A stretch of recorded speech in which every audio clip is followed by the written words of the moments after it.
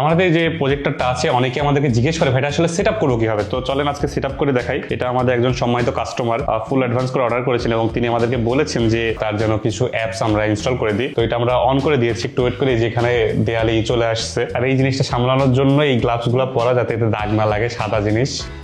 যদিও পুরোপুরি অন্ধকার করিনি, এখনো আমাকে যে অন্ধকারের ভিতর দেখা যাইতেছে। তো এতে ব্যাটারি লাগাইতে হবে, অবশ্যই এতে ব্যাটারি আসে না। তো আমরা এই যে ব্যাটারি নিয়ে এসেছি, তো এই যে রিমোটটা আমরা করে ফেলেছি। এরপরে আমরা নেক্সট স্টেপে যাব। এরপরে আমরা ভাষা সিলেক্ট করব।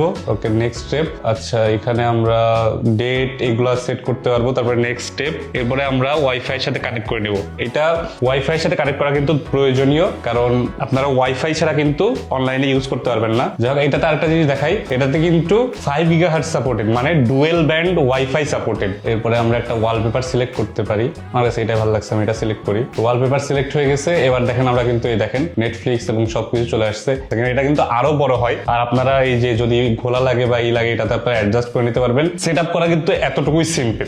অ্যাপ লিস্টের ভিতরে কি কি আছে, অ্যাপ ক্রোম বিল্ট ইন আছে, মিরর বিল্ট ইন আছে, তার পাশাপাশি গেমস একটা আছে, ওয়েস আপডেটের আছে, ফাইল ম্যানেজার আছে, মিরাকাস রিসিভারেতে বিল্ট ইন আছে, আপডেটের আছে, একটা বিবি রেসিং নামে একটা আছে, নেটফ্লিক্সও বিল্ট ইন আছে। তো আপনারা চাইলে কিন্তু এই যে ক্রোমে যে আপনারা কিন্তু আপনাদের পছন্দের অ্যাপস কিন্তু নামাই ফেলতে পারবেন। সেটা কিন্তু অবশ্যই আপনাদের দায়িত্ব, আপনার নামাই সেটা ইউজ করতে পারবেন।